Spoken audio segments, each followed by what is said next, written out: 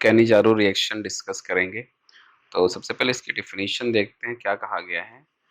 Aldehydes having no alpha hydrogens get disproportionate. तो पहले तो हमें ये जानना पड़ेगा कि अल्फा हाइड्रोजन्स होते क्या हैं, एंड उसके बाद में हम देखेंगे डिस्प्रोपोर्शनेट क्या होता है। तो सबसे पहले देखते हैं अल्फा हाइड्रोजन क्या होते हैं, कैसे हम फाइंड आउट करेंगे कि किसी एल्डिहाइड में अल्फा हाइड्रोजन है कि नहीं, क्योंकि हमारे इस रिएक्शन की कंडीशन ही यही है कि अल्फा हाइड्रोजन नहीं होना चाहिए। ओके, तो यहाँ पे मैं कुछ एग्जांपल्स बनाता हूँ, जैसे कि हमने यहाँ पे ले लिया CH3COH, है ना। कुछ और एग्जांपल्स, ये फर्स्ट एग्जांपल में ले लिया। सेकेंड एग्जांपल यहाँ पे मैं बेंजीन रिंग ले लेता हूँ। Okay, and this is also aldehyde. Okay, third one और एग्जांपल्स में कुछ लेता हूँ। This is benzene ring and then CH2 and then O and H। ठीक है, ये भी हमारा एल्डिहाइड है। तो मैं चेक करता हूँ कि यहाँ पे किसके पास में अल्फा हाइड्रोजन है और किसके पास में नहीं है। तो सबसे पहला एग्जांपल अगर मैं उठाता हूँ, तो यहाँ पे जो ये फर्स्ट वाला कार्बन हमारा होता है, इसको हम लोग बोलते हैं जीरो कार्बन, हम इसको बोल सकते हैं। ठीक है, और ये हमारा अल्फा कार्बन होता है। तो अल्फा कार्बन के ऊपर जो हाइड्रोजन्स लगे हुए होते हैं उन्हीं को हम अल्फा हाइड्रोजन बोलते हैं, यानी कि यहाँ पे अल्फा हाइड्रोजन है। और अगर अल्फा हाइड्रोजन है यानी कि ये कैनिजारो रिएक्शन नहीं देगा। ओके, सेकंड एग्जांपल पे आते हैं। यहाँ पे हमारे पास में ये बेंजीन रिंग है और इधर हाइड्रोजन है। जो हाइड्रोजन ये वाला हमारा, ये अल्फा पोजीशन पे नहीं है। ठीक है, इधर आएंगे तो हमारा ये जो कार्बन, ये अल्फा कार्बन है, बट यहाँ पे कोई भी हाइड्रोजन नहीं है, यानी कि यहाँ पे नो अल्फा हाइड्रोजन, यानी कि ये कैनिजारो रिएक्शन देगा। इधर आइए, थर्ड एग्जाम्पल पे आएंगे तो यहाँ पे zero carbon then alpha carbon हमारा हुआ ये, और अल्फा कार्बन पे दो हाइड्रोजन भी लगे हुए हैं, यानी कि यहाँ भी अल्फा हाइड्रोजन है, यानी कि ये भी रिएक्शन नहीं देगा। और एक एग्जांपल यहाँ पे मैं सिंपल डिस्कस कर लेता हूँ, जैसे कि H and CO and again H। तो यहाँ भी आपको दिख रहा है कि अल्फा हाइड्रोजन नहीं है, यानी कि ये भी कैनिजारो रिएक्शन देगा। तो यहाँ पे कई बार ये क्वेश्चन पूछ लिया जाता है कि जो हमारा गिवन रिएक्टेंट है वो कैनिजारो रिएक्शन देगा कि नहीं, इस पर भी क्वेश्चन पूछा जाता है। तो आपको ये बिल्कुल क्लियर होना चाहिए कि हमारे जो एग्जाम्पल्स हैं वो अल्फा हाइड्रोजन उनके पास में है कि नहीं है। अगर है तो फिर वो कैनिजारो रिएक्शन नहीं देंगे, और अगर नहीं है तो ही देंगे। और आपको पता होना चाहिए कि अगर अल्फा हाइड्रोजन है तो फिर वो कौन सी रिएक्शन देते हैं, वो देते हैं एल्डोल कंडेंसेशन, है ना, एल्डोल कंडेंसेशन वो लोग देते हैं। ओके, तो ये पता चल गया आपको कि अल्फा हाइड्रोजन हम कैसे फाइंड आउट करेंगे किसी गिवन एग्जाम्पल में। उसके बाद में हमें ये देखना है कि ये क्या वर्ड है जो डिस्प्रोपोर्शनेट लिखा हुआ है, इसका क्या मतलब होता है। डिस्प्रोपोर्शनेट का सिंपल ये मतलब होता है कि सेम एटम का ऑक्सीडेशन हो रहा हो और उसी का रिडक्शन हो रहा हो। अगर कहीं भी ऐसी रिएक्शन देखने को मिलेगी तो उसको हम डिस्प्रोपोर्शनेट रिएक्शन ही बोलेंगे। ओके, तो यहाँ पे अभी जब हम रिएक्शन करेंगे, आपको जब प्रोडक्ट्स मिलेंगे तो आपको यहाँ पे एग्जांपल देखने को मिलेगा कि किस तरीके से हमारा जो एल्डिहाइड है वो डिस्प्रोपोर्शनेट हो जाता है। ठीक है, चलिए फिलहाल मैं यहाँ पे रिएक्शन लिखता हूँ एंड देन उसकी मैकेनिज्म आपको समझाता हूँ।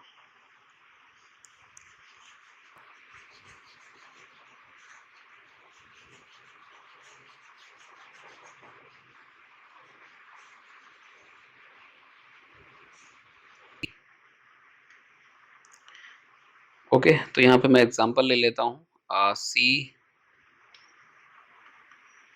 HCHO का, HCO एंड अगेन H, यानी कि मैं यहाँ पे फॉर्मल्डिहाइड ले रहा हूँ और इसके मुझे दो मॉलिक्यूल्स लेने पड़ेंगे। फिलहाल यहाँ पे मैंने ये 2 लिख देता हूँ, ये 2 मॉलिक्यूल्स हमने इसके ले लिए। और यहाँ पे मैं लूँगा एज अ कैटलिस्ट, कह सकते हो कॉन्सनट्रेटेड KOH। यहाँ पे मैंने कॉन्सनट्रेटेड KOH ले लिया और यहाँ पे हीट भी करना पड़ता है। तो हमें एज अ प्रोडक्ट क्या मिलेगा, HCH2 एंड OH। तो ये तो हो गया एल्कोहल, है ना, एल्कोहल। एंड दूसरा जो हमें यहाँ पे प्रोडक्ट मिलेगा that will be carboxylate ion, है ना। तो यहाँ पे हमारे पास में HCO एंड O माइनस। ठीक है, तो ये कार्बोक्सिलेट आयन हमें मिल रहा है, और जो भी आपके पास में अल्कली में जो मेटल होगा वो यहाँ पे कंबाइन होके उसको उसका सॉल्ट बना देगा। तो यहाँ पे क्या हो जाएगा, CO एंड O, हमारे पास में पोटेशियम था तो यहाँ पे K आ जाएगा, यानी कि पोटेशियम फॉर्मेट बन गया यहाँ पे। राइट ना, तो ये डिपेंड्स अपॉन यू कि आप यहाँ पे पोटेशियम लिखते हो कि नहीं लिखते हो। अगर आप ऐसे भी छोड़ दोगे तो भी इट्स ओके, क्योंकि आयोनाइजेशन आयोनाइज्ड कंडीशन में रहता है ना, तो ऐसा कोई जरूरी नहीं होता कि यहाँ पे पोटेशियम आप मेंशन करिए। फिलहाल के लिए आप यहाँ पे एक एल्कोहल और एक कार्बोक्सिलेट आयन मेंशन आपको करना है। दो मॉलिक्यूल हमेशा लेने हैं। ठीक है, तो ये हो गई रिएक्शन। रिएक्शन में आपने 2 मॉलिक्यूल एल्डिहाइड के लिए जिसमें अल्फा हाइड्रोजन नहीं था और आपको एक मॉलिक्यूल मिलता है अल्कोहल का और दूसरा मिलता है कार्बोक्सिलेट आयन का। ठीक है, अब इसकी हम देखते हैं मैकेनिज्म किस तरीके से रिएक्शन होती है। तो मैकेनिज्म के लिए मैं इसको पहले इरेज कर लेता हूँ।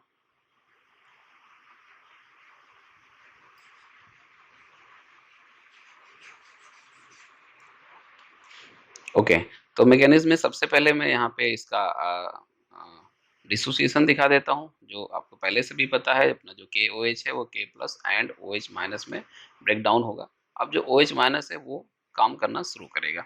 तो हम यहाँ पे एक मॉलिक्यूल ले लेते हैं अपना फॉर्मल्डिहाइड का, H and O and again H। इसकी रिएक्शन होगी हाइड्रोक्साइड आयन के साथ में, ये करेगा इसके ऊपर अटैक और ये इलेक्ट्रॉन पहुंचेगा यहाँ। फाइनली हमें क्या मिलने वाला है, HCO पे यहाँ पे नेगेटिव आ रहा है हाइड्रोजन एंड ये OH इस तरीके से यहाँ पे जुड़ गया। ओके, अब क्या होगा, ये वाला जो इसका इलेक्ट्रॉन है ये पहुंचेगा यहाँ पे एंड ये हाइड्रोजन यहाँ से इस तरीके से रिलीज हो जाएगा। क्या मिल रहा है देखिए जरा, हमें यहाँ पे मिल रहा है H माइनस, यानी कि हाइड्राइड आयन मिल गया हमें। ओके, हाइड्राइड आयन प्लस ये जो हमारा मॉलिक्यूल बनता है इसको मैं नीचे बनाता हूँ।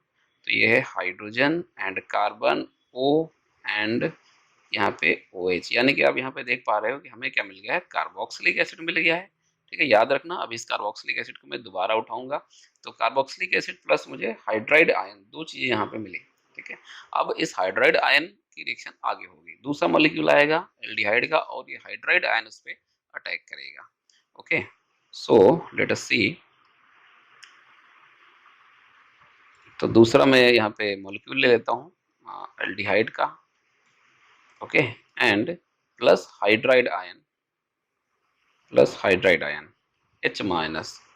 तो बहुत इंपॉर्टेंट रिएक्शन है क्योंकि हाइड्राइड आयन यूजुअली बहुत कम देखने को मिलता है और यहाँ पे हमें मिल रहा है, तो बहुत अच्छी चीज़ है।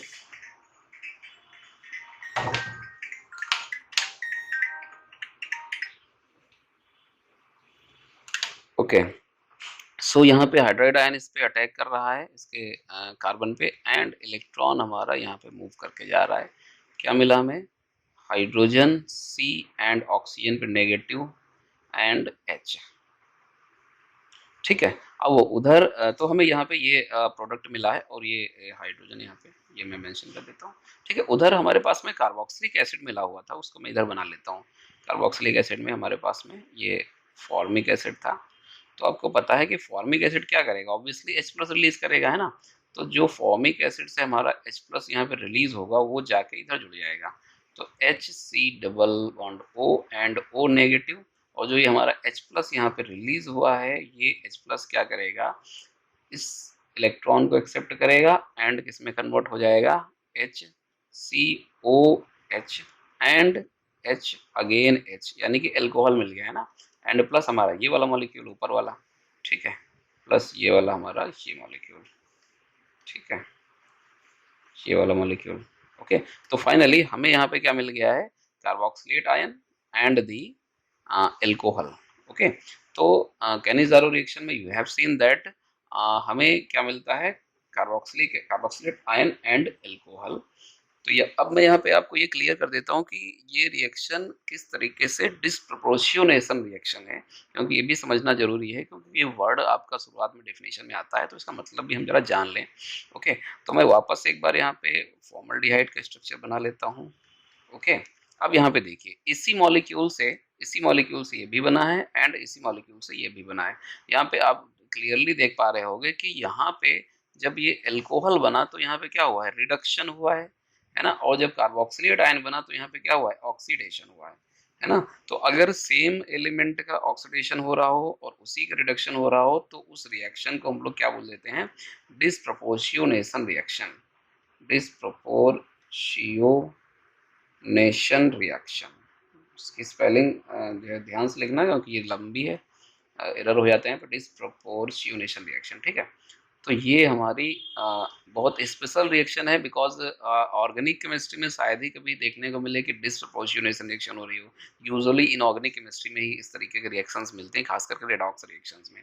ओके, तो एक चीज़ तो ये खास यहाँ पे, दूसरा हाइड्राइड आयन भी यहाँ पे रिएक्ट कर रहा है जो वो भी बहुत कम देखने को मिलता है। तो इन दोनों चीज़ों की वजह से रिएक्शन हमारी बहुत स्पेशल हो जाती है। Okay, thank you so much.